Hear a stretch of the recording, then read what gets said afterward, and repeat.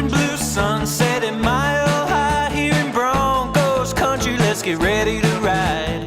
Russ and the rest are gonna light up the sky. We'll break it down after the game with the guys.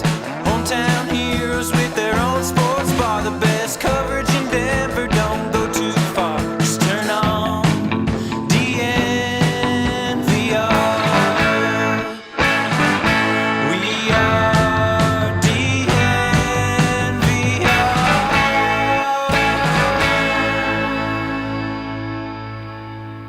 We are DNVR, just like the song says, a new song. And this is supposed to be like an exciting day. We are ready to turn the page, ready to debut a new sweet Ready to dance song. to it. Yeah, by the way, shout out to Pleasure Horse. Beauty. For the beautiful song once again. Yes. I like this one. It has like, it reminds me of like a 1970s like superhero theme song. And then the three superheroes show up on your screen. There you go. Fly in.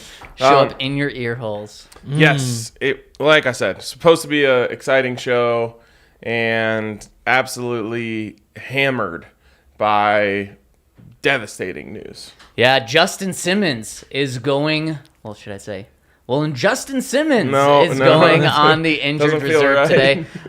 It's a huge blow. A quad injury. Guys, Justin Simmons has played in 66 straight games. He's missed a total of 6 snaps. 6 snaps during that streak. And today we found out he's going to miss at least the next 4 games. He's being placed on the injured reserve, which means he's out at least the next 4 games. Could stay on there as long as he needs to, but he's out at least the next 4 games, which is, of course, the Texans, the 49ers, the Raiders, and the Colts.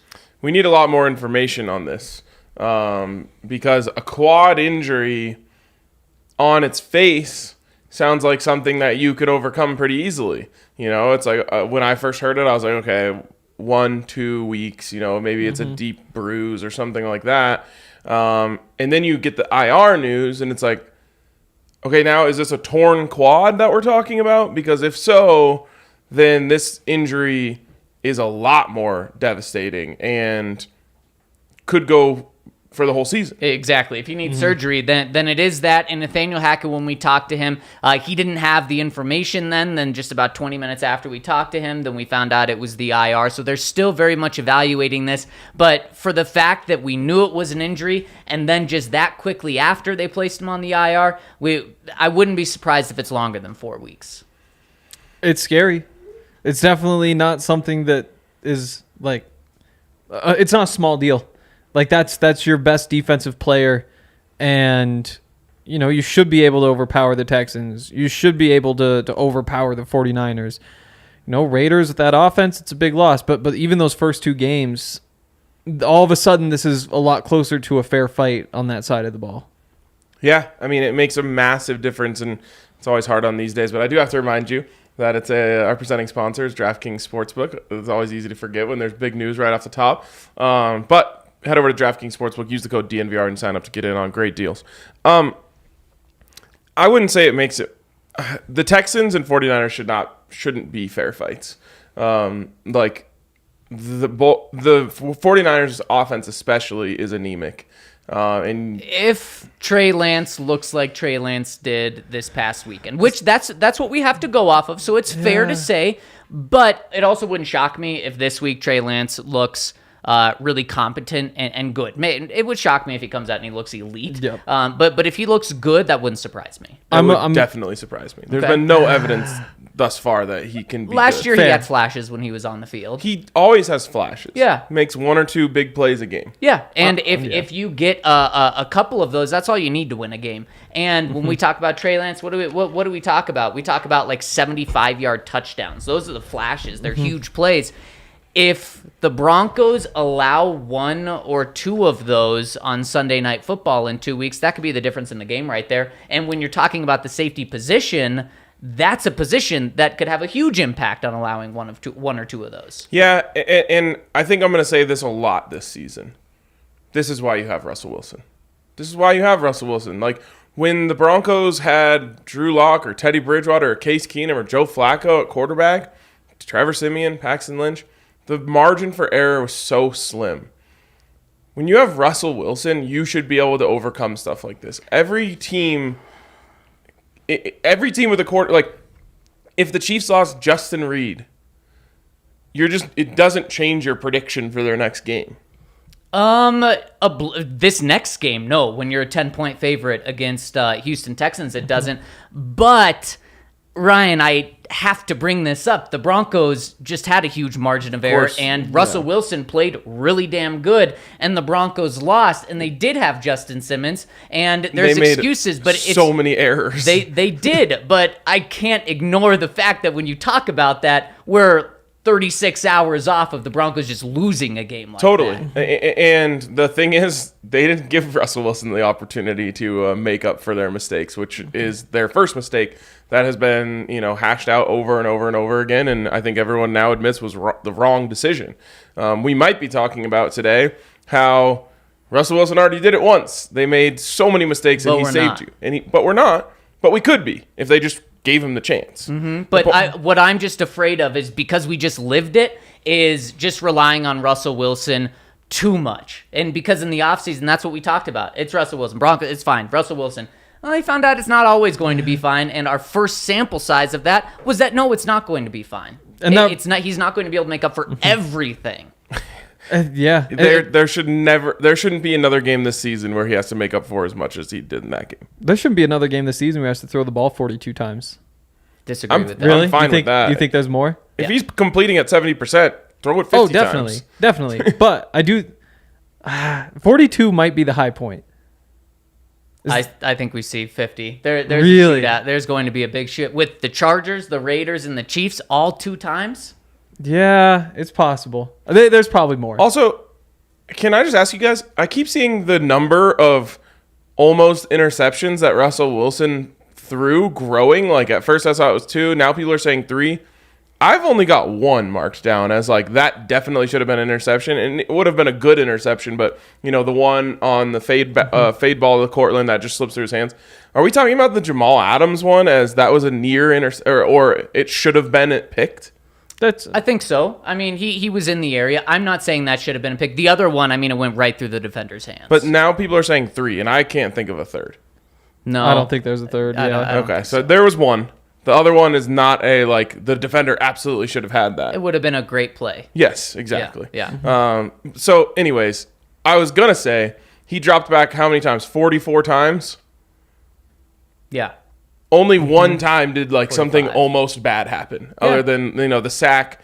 I guess there's 2 sacks, but keep dropping him back. Good things happen when he drops back. Yeah, totally. But now bringing this back to Justin, the Broncos elevated Asang Bassey, kind of an interesting move since Asang is really a corner to fill in for Justin. And they signed safety Anthony Harris, who's an NFL vet safety. He's been in the league for a long time. He has 60-plus starts in the NFL and has been with George Payton the first 6 years of his career before playing with, I believe, the Eagles last year. He led the league in interceptions a couple of years ago with 6. This is a guy with so much experience. They signed him to the practice squad, but I wouldn't be surprised if he's elevated before the game this week and certainly before the game in 2 weeks. Yeah, there's a big difference in experience between Justin Simmons and PJ Locke and Caden Stearns, and also Anthony Harris and PJ Locke and Caden Stearns. And I think it's just one of those things where it's you need someone who you can just count on, and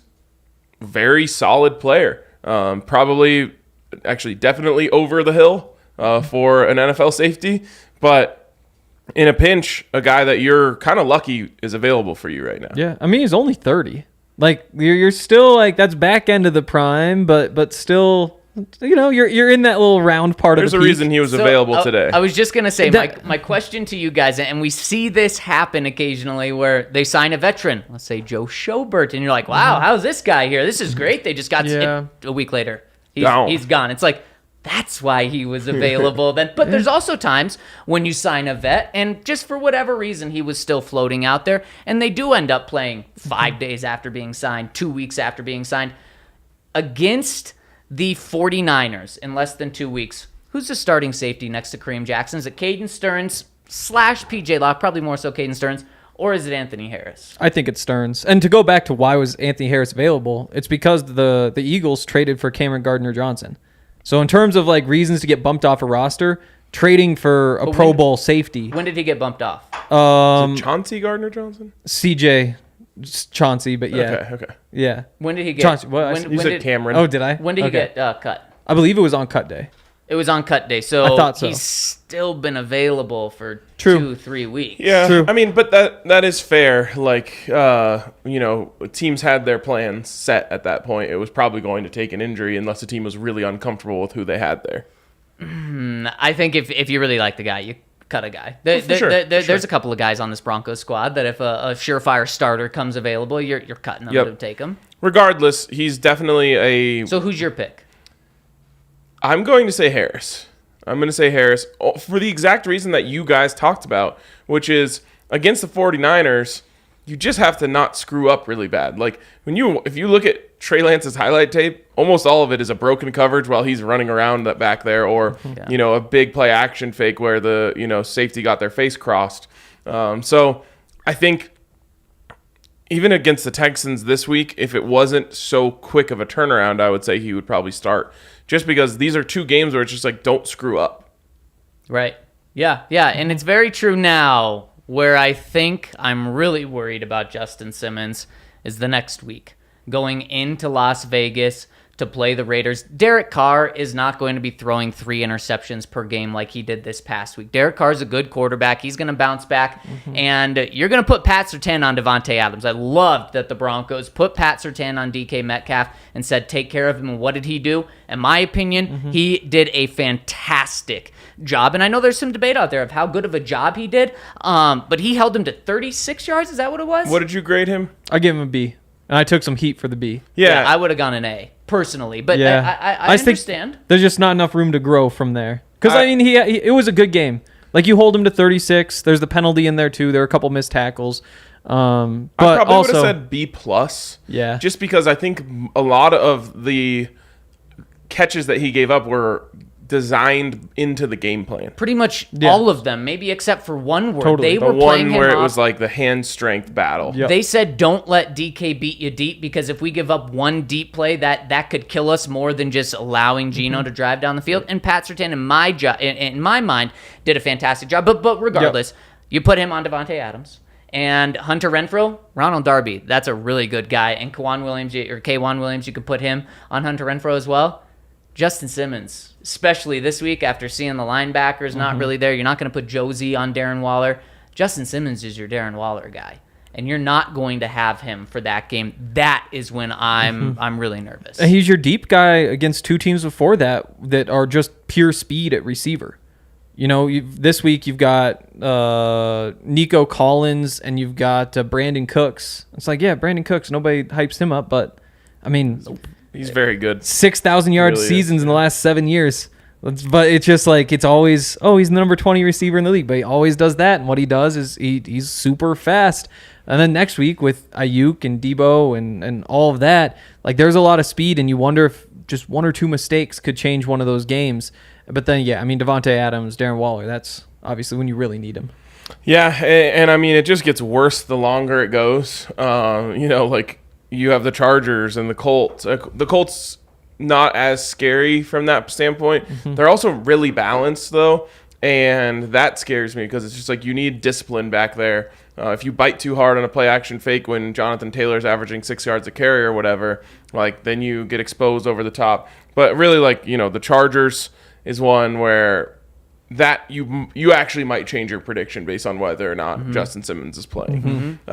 Justin Simmons actually been really good against Justin Herbert in his career. And that is the first game that Justin's eligible to return. Doesn't mean that he will be returning, but there is a little bit of hope still for that. Yeah. I'm no doctor. Everyone knows that.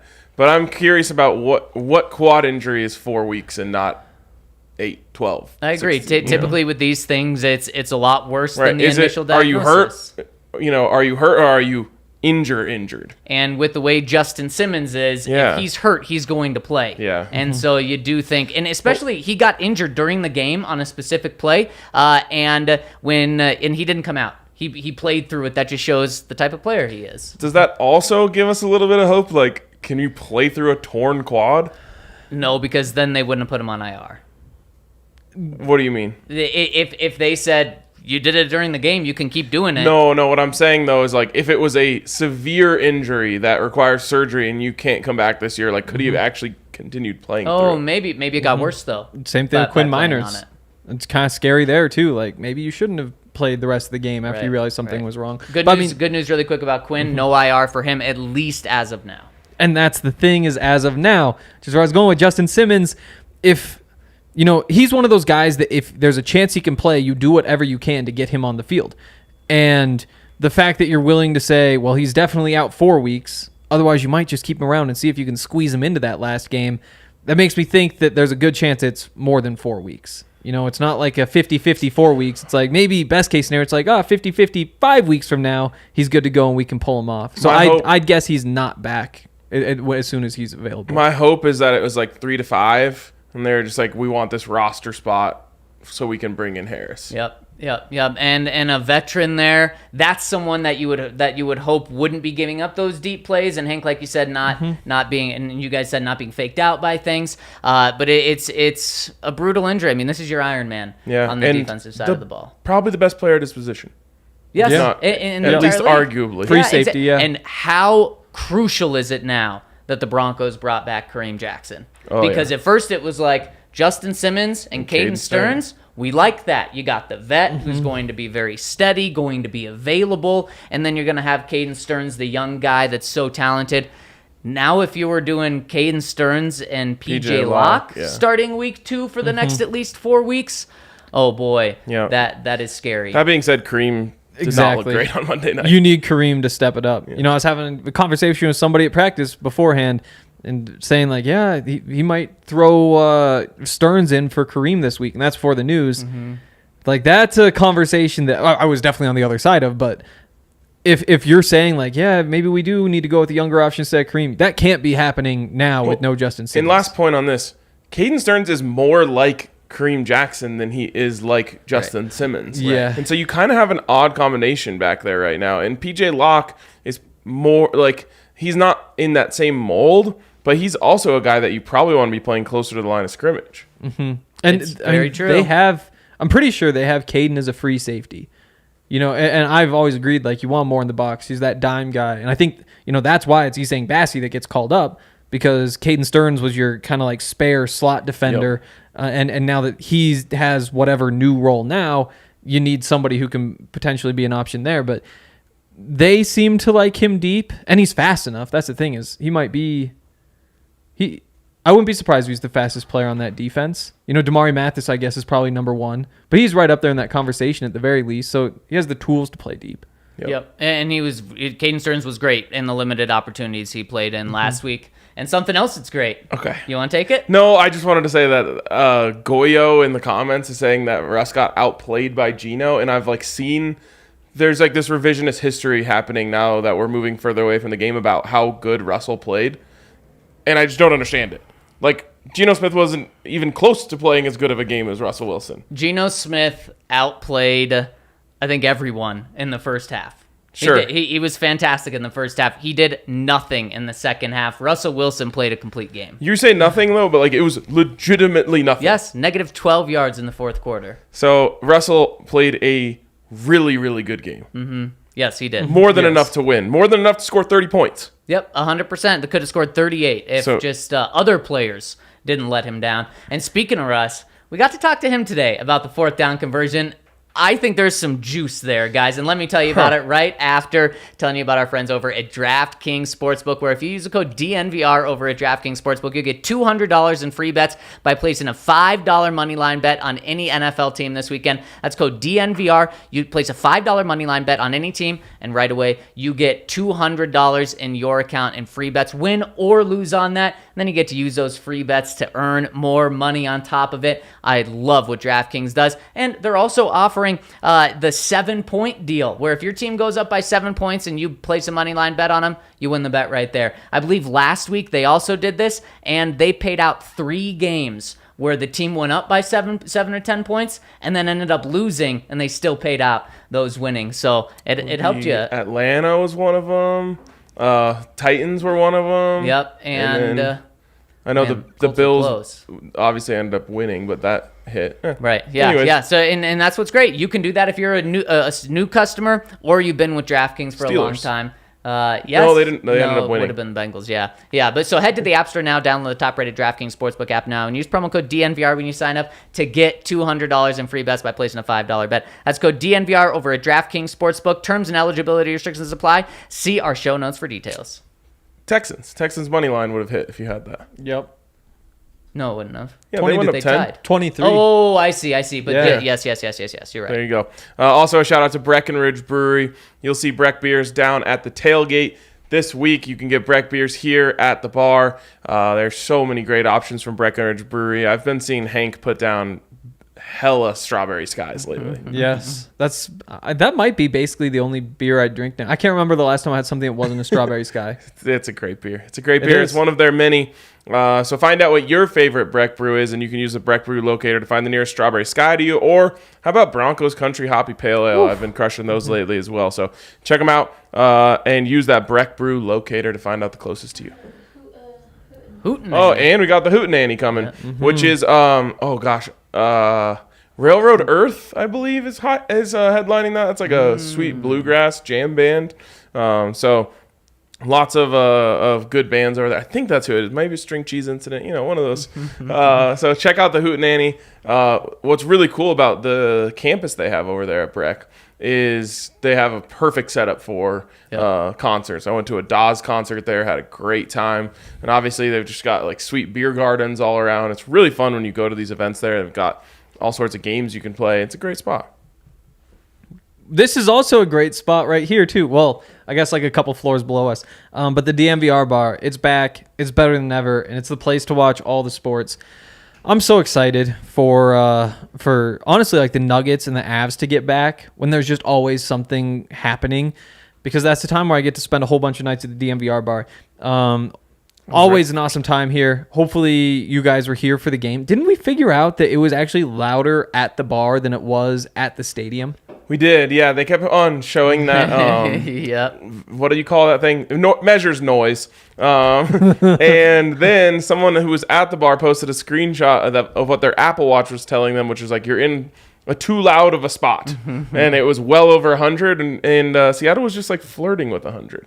Wow. Yeah, And I was pretty disappointed in Seattle when it was at 96. It's hard when there's 20,000 Broncos fans. Yeah. that is hard. By It's the not way, Justin synchronized. Simmons said he was stunned with how many Broncos fans there were. Or not Justin Simmons. Russell Wilson said he was stunned with how many Broncos fans were in Seattle. Did anybody ask him about the booze? He was asked about that after the game. Oh, okay. And he said one, they didn't bother him, and two, he was surprised at the cheers he got. No, Of I course. said like, they love you one day, they hate you the next day. I only play for God. It's incredible. God is clapping, that's for sure. But come to the tailgate too. Definitely come to our tailgates. This is going to be the first regular season tailgate this weekend. If you haven't gotten tickets yet, get onto the website. It's on Eventbrite. Just search for DMVR. It'll pop up. And there's a big discount for members. It's an awesome deal. We'll see you guys out there. By the way, Railroad Earth and Big Head Todd and the Monsters, which is actually, wow. plus Anders Osborne, Spin Doctors, a lot of awesome bands playing over there. Well, let's see if you can spin this, Ryan. Russell Wilson talked to us today. By the way, we haven't talked to you guys. Kind of surprised that you feel this way. Absolutely. So, well, the way I feel is Russell Wilson was very disappointed in the moment that Nathaniel Hackett pulled him off the field and sent out the kicking unit. And now, of course, that's not the biggest surprise when you take a quarterback off who believes in himself. But what were we told from Nathaniel Hackett after the game yesterday when we talked with him? That this was the plan. Everyone was on board. If we got to the 46-yard line, that's the spot we needed to kick a field goal. But do you remember, and it was weird when it was happening. So obviously, right when they get that pass to Javonte, he goes down. The offense runs up to the line of scrimmage, and you're like, okay, this looks like they're going for it. And then they kind of huddle again, and you're like, oh, this is kind of interesting. And then they spread back out, and then it doesn't look like they're doing anything. Russ doesn't even really try to draw them off sides. Yep. And you're just like, what is going on here? And then you're like, no, they're just wasting time. This stinks. What are they doing? Peyton Manning's freaking out on the Manning cast about taking a timeout. But then we found out from Hackett that was the plan. Russell wasn't on board with that. Russell had a play call, a pass call lined up, ready to go, and that's when they rushed to the line of scrimmage. Then when they huddled, it's because Hackett got in his helmet and said, we're kicking a field goal. Don't run a play. And then Russ goes off the field and doesn't go over to Nathaniel Hackett, and I think he was very pissed off. And today, I expected Russell Wilson, when he was asked about this, to say, like, yeah, I agree with Coach. The field goal didn't go in. Maybe next time I'll get a try. His very first time he was asked, he said if he would do it differently, he said he went the politically correct route, the coach correct route for 2 seconds, and then said, yeah, I'd like the ball in my hand, and I would do it a little differently. Yeah. I don't think he said I would do it differently. He didn't said, say "I want those the ball." words, but yeah, I mean, he said it. Yes. Yeah. How could he feel any other way? Exactly. And that's my big takeaway is, like, of course he wanted the ball in his hands. If it was 4th and 15, he probably would have wanted the ball in his hands. Like, just that's who he is. That's how he's built. That's how he's wired. And every single quarterback in the NFL would have felt the exact same way. I actually think that his reaction on the field and his reaction up until this point is as good as you could possibly expect from a player. I completely agree, and I think it's because he was asked, would you give pushback to that? And the reason why I don't believe he gave much pushback, because I wouldn't have been surprised if a Tom Brady said, no, I'm staying out here, and gave an obvious hand, and then the coach really has no, I mean, I guess they could pull him off, but at that point you're like, well, shit, I got to keep him out there. I think it's because it was his first game as a Denver Bronco, his first game with Nathaniel Hackett, and he said, okay, I got to go with Coach. I'm not comfortable enough with this relationship yet. So I think that's why he didn't put up a fight. And he needs to. And I don't know that it's like put a hand up and say, actually, no, it's me. Go over to the sideline. There's a timeout. Talk it through. And just, like, state your opinion. Like, that's something that every quarterback, like, that's what Tom Brady does. That's what Ben Roethlisberger does. That's what even like an Andy Dalton, like a Kirk Cousins is, like, on that borderline of maybe having that power. But you got to at least go make your case. Not with 20 seconds left, though. Like, that's fair. Yeah. You've kind of just blown your chance for that. No, with 20 seconds, you have 2 timeouts still. I know, And the but time You is got stopped. three plays. Yes, yeah, you have plenty of time. I disagree with that. And also, Russ could have right after Javonte went down, called the timeout. But you don't go for 4th and 5 there to get 5 yards. Yes, you do. A 59-yard field goal compared to 64-yard field goal. It's- That's got to drastically increase. And you your have chances. 2 more plays after that. does, And then, but yeah, the then you point get is 5 more. So 5-5-5. Yeah, but you're not acknowledging the risk of not converting it at all and not getting an attempt. If you have a minute left, you're saying we could score a touchdown.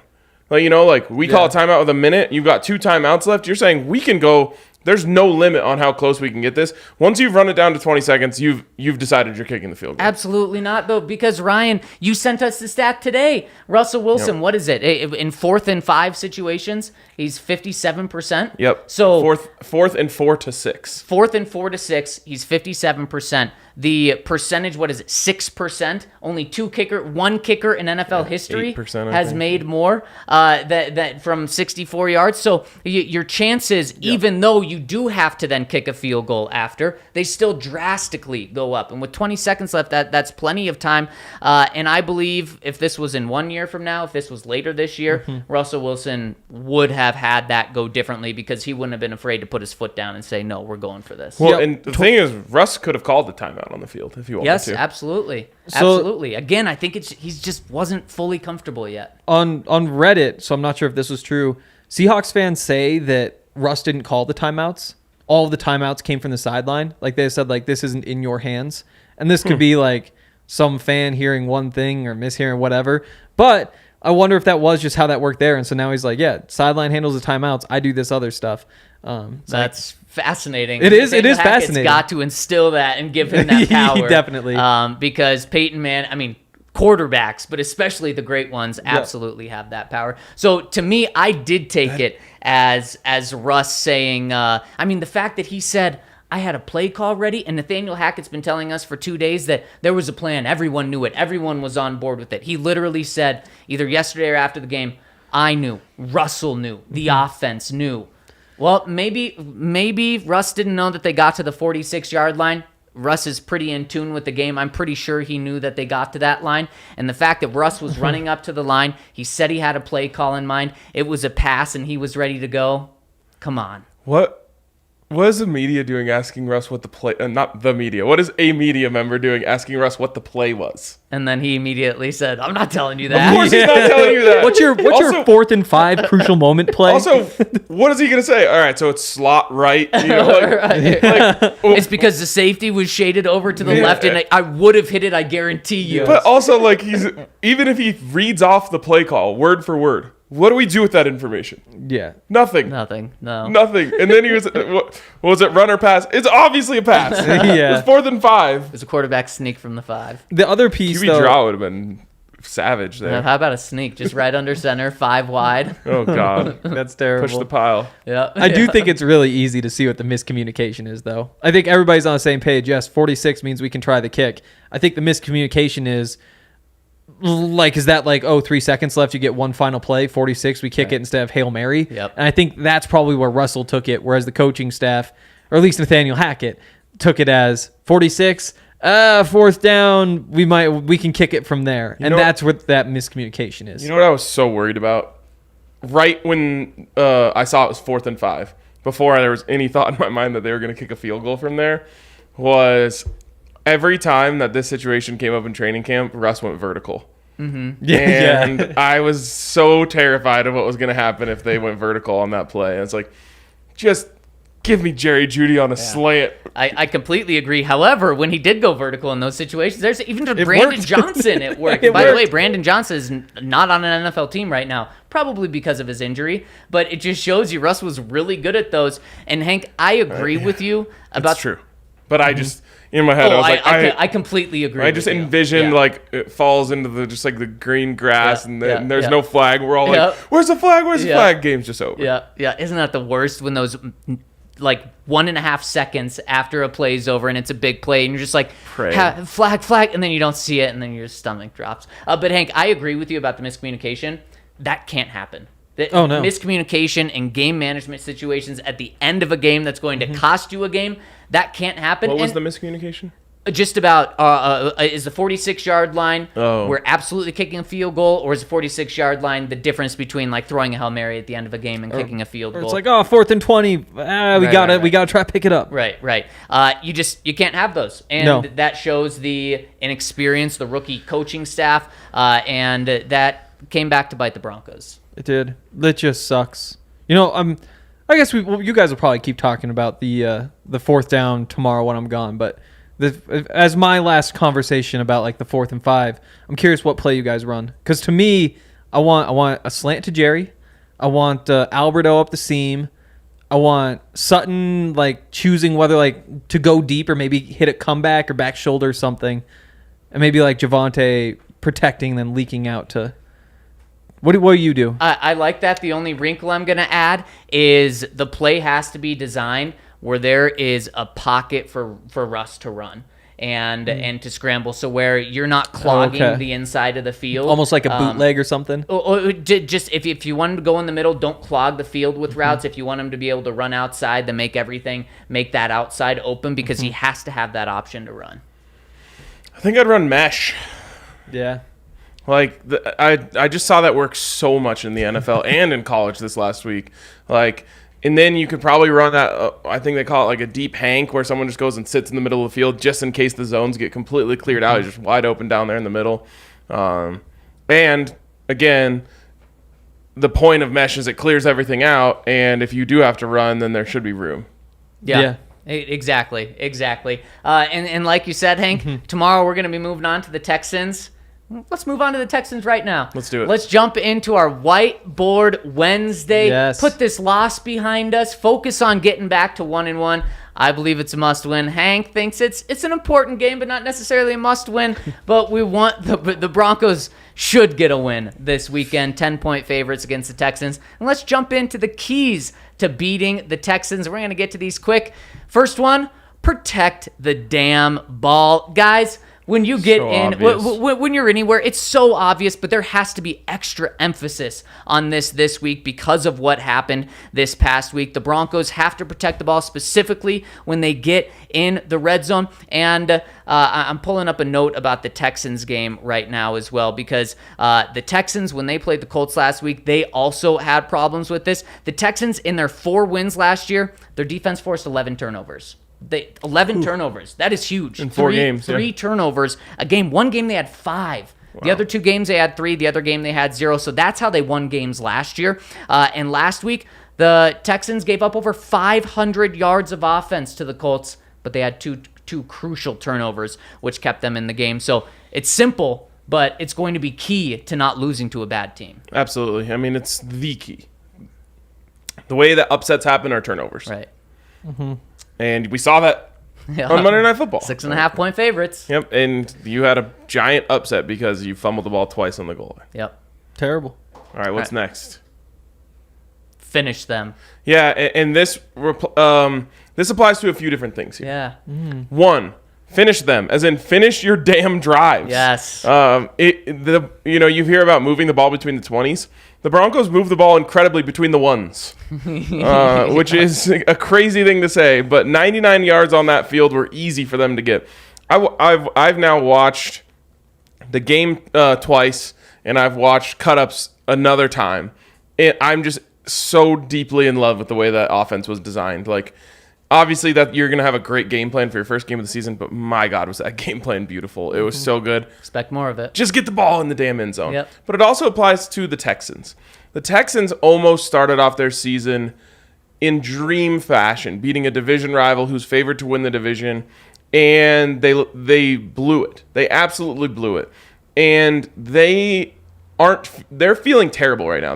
That tie feels like a loss to them because they blew it. And they're bad.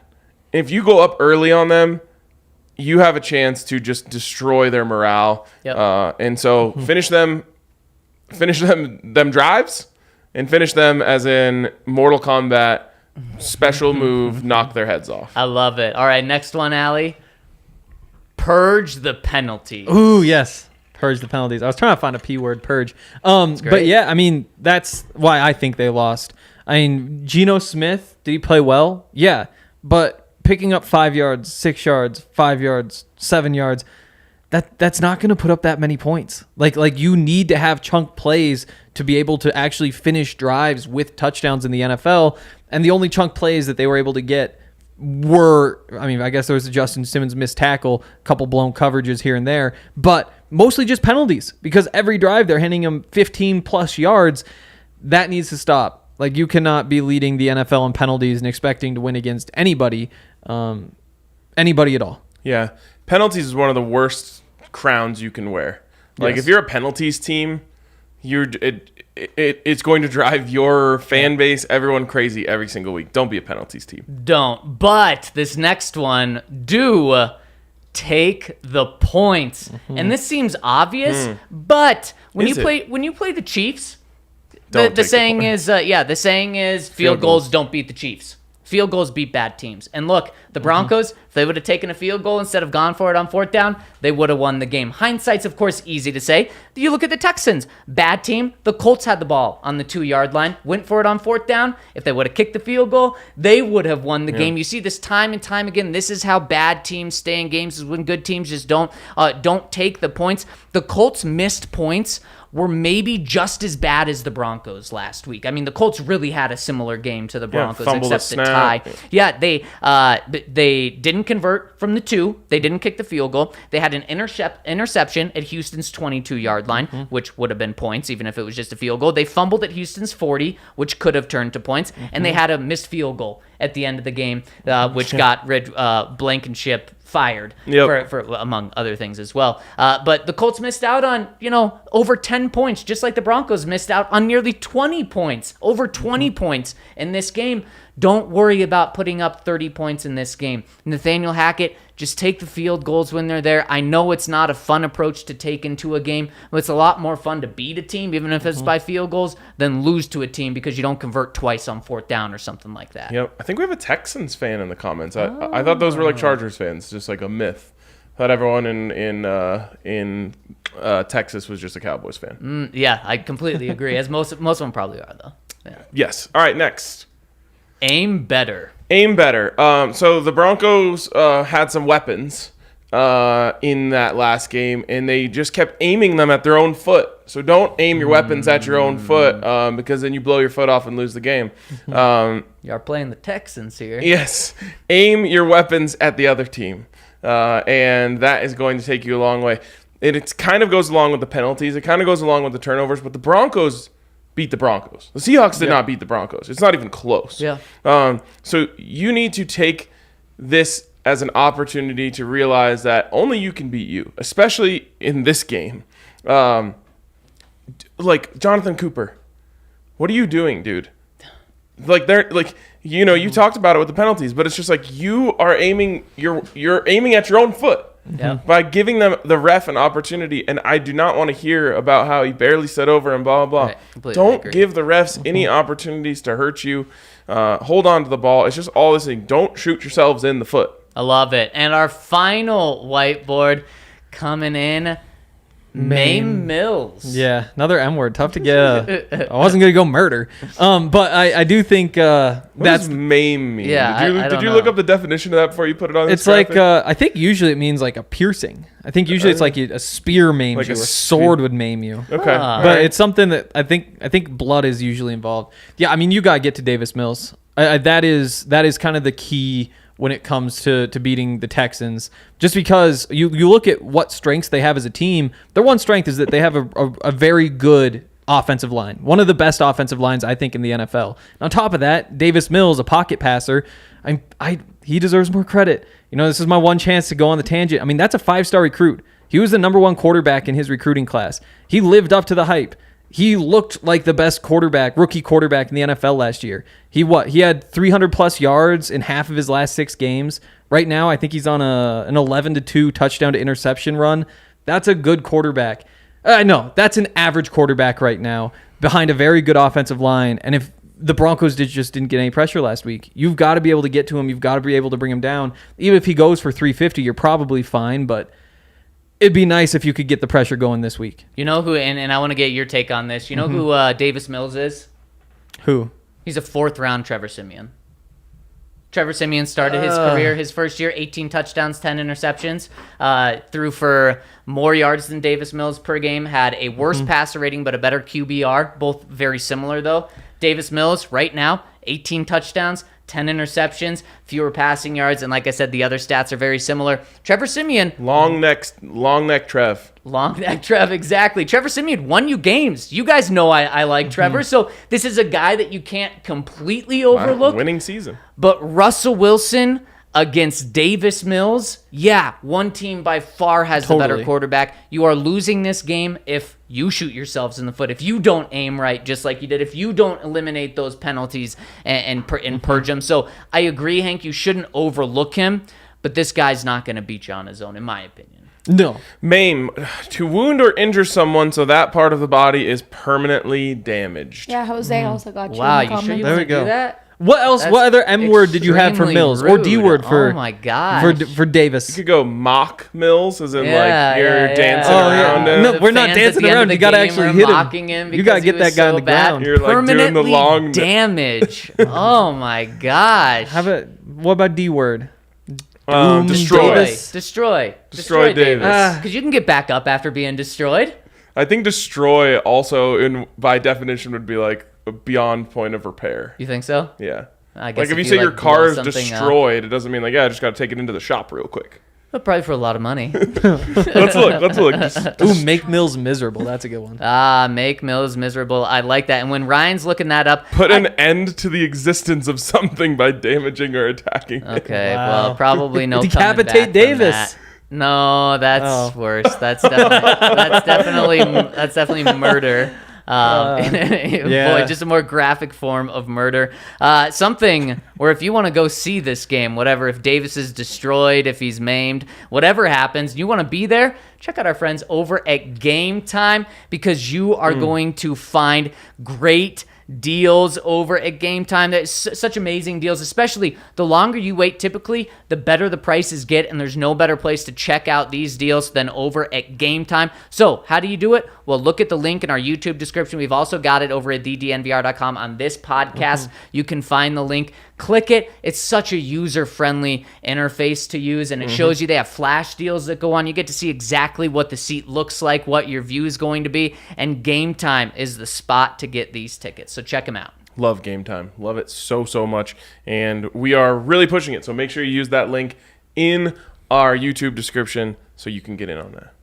And go over to theamericanraptors.com because you can get free tickets to go see a rugby team here in Colorado. Don't even have to Gametime it. No, you don't have to Gametime it. Although you could probably just get your tickets at Gametime. Yeah, you could. Not the website, but at like the Gametime. That's a noun? I think that's a noun. But yeah, I mean, it's a really fun rugby team. They take athletes from other sports, they coach them up, teach them how to play rugby with the idea of getting them onto the U.S. national team, which plays at the same facility out there in Glendale. It's Infinity Park. So go over to AmericanRaptors.com, get your free tickets to watch, and also listen to the DNVR Rugby podcast. Keep up with Colton Strickler, all of his written stuff at thednvr.com, and support rugby. All right, so sadly we have a hard out at 4 o'clock, so we have to get to as many comments as we can in the next 10 minutes. Do we have to do Survivor Let's still? start with our super chats here. We'll get to that. Okay. Dylan Smith, sad to hear about Justin Simmons. Hopefully we can get a dub for him. As always, love the content. Thank you, Dylan. Prayers up for Justin. Absolutely. From C. Duster, do you guys read much into Hackett overriding Russell's decision to go for it on 4th and 5? I didn't like it. Thought the point was for Russ to cook. I don't think he's overriding a decision. What happened was Russ didn't override Hackett. Yes. That's how that would work. It's Hackett's decision. AK Nugs Life says time for Caden Stearns to shine. It'll be really really interesting to see how Evero uses the safeties. I mean, I think Caden Stearns is definitely the free safety. I think so too, but okay. The other thing is Justin Simmons spent just as much time in the box as he did deep. Right. I think it was almost a 50-50 split in week 1. That's kind of what I mean. I want to see how he's using those guys, where he lines them up. Finally, Jordan Wright, we might be in trouble without Simmons now. Oh, help us, football gods. Just make Justin Simmons not season ending. Yep. Should be okay for this week. But you did just lose your only all-pro on defense. Yes, you did. Stinks. All right, coming in from the website. First one coming in from Mrs. Quill says, while he was obviously heavily featured in the passing game, any idea why Javonte only got 7 carries when he's averaging 6 yards a pop? While he was good too, just not sure why Gordon gets 12 carries and Williams only 7. And I think it's a great question and something that I hope the Broncos turn around, because in the second half, Javonte Williams had 1 carry for 2 yards. Then he had 7 catches, though, for, I believe, 33 yards. So he was very heavily involved, but just not as a runner of the ball. I thought it was 2 carries and 8 catches. Okay. It might be. I don't know about the catches. Could have been 2 carries. 2 carries I had and him 8 with 2. catches. But I mean, he also had 18 touches, which is about the number. Yeah. Like, it's all those catches that add in there as well. Also, you ran the ball 19 times in the game. He's not going to be putting up big numbers there. I was going to say, we're really used to doing this where we complain about this stuff because the offense was bad, but the offense was actually really good. Yes. So I'm not worried about any of that. They moved the ball at will. Yep. And, I guess you could say maybe he should have had 1 more carry and it should have been under center when instead of Melvin being out of the shotgun on the goal line. But in the end, I don't have. But then you lose it because of what happened the next drive. Exactly. Yeah. Coach Tobin says, you boys are doing a great job. Everything I wanted to comment has been addressed with great detail. On to the Texans. This team will still win 12. All of the other stuff will get cleaned up. There we go. On to the Texans. Need to take care of business this week. Broncos for life 58 says, my boys. Sorry, guys, I got to do it. I got to bring up the conversation from schedule release. Playing the harder opponents in the beginning of the schedule would have fared better for us, I believe. Thank you. Now, I could be wrong, and this could get dusted under the rug by week 18, but a loss to a bad team may come back to bite us in the behind. Excuse my language. Anyways, I still have faith in this team, and I'm hopeful the excitement on the field continues to ramp up. Thank you guys for everything, all you do and all your hard work. Best sports coverage out there. I like how you censored him and then kept in the excuse my language. He adds one more and says, nope, he says disregard that. But okay, we didn't. Now, especially with Justin out, I think you're better off with the easier games now. And I still disagree. How? Because you'd rather be playing the Chiefs this week? What if you lose? Yeah, what if you lose to the Texans? If you lose to the Texans, and everything we said about you are wrong, and you're not a good team. I don't know about that. That's what I'll be It's going to saying. be That's tough fair. not to argue that. Yeah.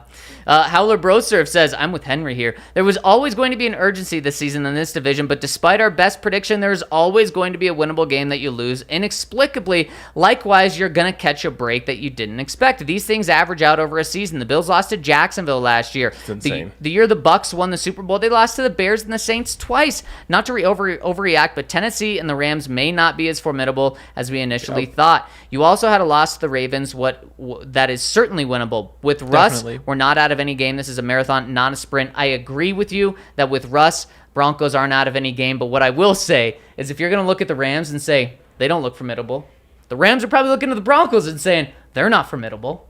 Yeah, and the truth is both of them are formidable. Yes, and I agree. Yep. So I just think you gotta change that lens. I totally agree. There's going to be a game that you drop and a game that you win. You just wish that game wasn't the first game of the season. Yep. Of a whole new era. I mean, top to Right. bottom, a new era. Right. Bronco Euler said, just wanted to say what a big dick move of Coach Hackett to come out and take accountability for botching the 4th and 5 call. The sole fact he took accountability so publicly and so promptly completely washed away all of the frustration of that loss. I know it may not be the same for guys who risk their bodies day in, day out to win games, but I hope that acknowledgement would have gone a long way in the locker room and will continue to go a long way in players taking accountability themselves. It's unfortunate that a simple act of humility is such a big deal, but it's so rare among NFL head coaches and has been especially rare around these parts the past couple years. There we go. Yep. I was surprised. I opened up your mentions to see how people were reacting to his quote. And I was tell me. totally expecting people to be saying, like, this makes it worse, blah, blah, blah. But, like, the first 40 comments I read were all people being like, good on Coach for taking accountability like this. So, Yeah. good job. Because I was ready for my tweet that was going to be like, you're mad at them if they don't say it. You're mad at them if they do say it. What do you want them to say? You know? Right, But right. people did a good job, I thought, of giving him credit. Bronco Sensei said, sorry if this is lengthy. Tough loss this week. I literally couldn't sleep after watching the game. However, after the pain and suffering, I tend to get positive. Without any preseason, a bunch of terrible penalties, and the crowd making this extra difficult, I think we are sitting here talking about how bad our defense looked for most of the game, LOL. But we will bounce back, and I'm super hyped for how we will look by the end of the season. Lastly, I'm from New York and will be in Denver for the first Broncos-Chiefs game. Will you be doing a tailgate for every yeah. home game? Also, I'll be stopping by the DNVR bar for the first time and couldn't be more excited. P.S. Melvin gotta go. Broncos country, keep riding. Make sure you use the tailgate link on the website, thednvr.com. Go through there to get your tailgate tickets because as a member, you get a much better deal. He goes on and says, I just had to add, I'm used to seeing Vic Fangio type coaches who can't admit mistakes. So I'm sorry if it's easy. It's easy. Forget Hackett is new and made some mistakes, but being aware of his flaws will help him grow. He will make adjustments. Just have faith, Broncos country. And I completely agree about it. What do we say? They need to learn from this game. Learn. And if they learn, it's going to be okay. If they don't learn and they stay put in their ways, that's when it's scary. That's a good thing about having a young coach, in my opinion, is he knows he has a lot to learn. Whereas I felt like Vic Fangio came in thinking he knows everything. Yep. Last one we have time for, Bronco and SD. Other than the fumbles, are you concerned about the red zone offense? I saw that during the game they showed the stat that Judy has 3 receptions and 0 touchdowns in his career in the red zone. A little scary for a guy that can separate in a phone booth. That was a wild stat. I saw it when it came up. I read it to Hank. I was like, this can't be right. It seems very false. But it's true. It is absolutely insane. They need to get Jerry involved.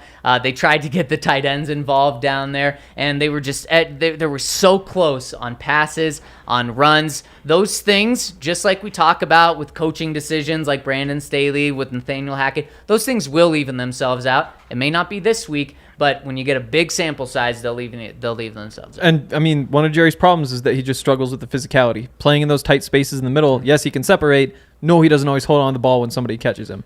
That just needs to get better. He just needs to be able to be physical as a receiver if he's going to be successful in the slot. Yeah, I mean, just go look at like the routes that Hunter Renfrow is running in the red zone and, Cooper Kupp is running in the red zone, and just have Jerry run those routes. But again, those guys take hits. I know, but he's so good at separation that, like, he run that little zig route on the goal line. He should be able to, like, be open and not even have to get hit. But I know what you're saying. that hasn't really shown itself, though. We haven't even seen what happens if Jerry Jeudy takes contact in the end zone. It's true. We haven't. And Joshua McCool riding us out on this one. He says on a super chat, can Sunday come any sooner? Thanks, guys. I think everyone, especially Nathaniel Hackett, is ready for Sunday to get here. Can't wait for Sunday. Can't wait to see all you guys at the tailgate. And, of course, we will see you Survivor picks? tomorrow. You got one? Yeah, I got one. Ryan, we don't need one from you because you're out. No. My team tied. You have to win. You have to pick a winning It's team. split. Based on what? You have to pick a winning team. That's what Survivor is. You have to pick a team that's going to win. I think you have to pick a team that doesn't lose. No, because there's losers where you pick a loser, and then there's winners, which is where you have to pick a winner. We're in the winners bracket. I disagree. I think I'm still alive. We got to look up rules. We'll look up rules. All right, I'm taking the Broncos. I'm taking the Broncos. Ryan's not taking the Broncos. He's out. Ryan's I'll out. take- You got to win in a winners league. Give me the Bills. Bills. There we go. All right, thank you guys for tuning in. We will catch you tomorrow on the DNVR Broncos podcast. Hit us with a thumbs up on the way out.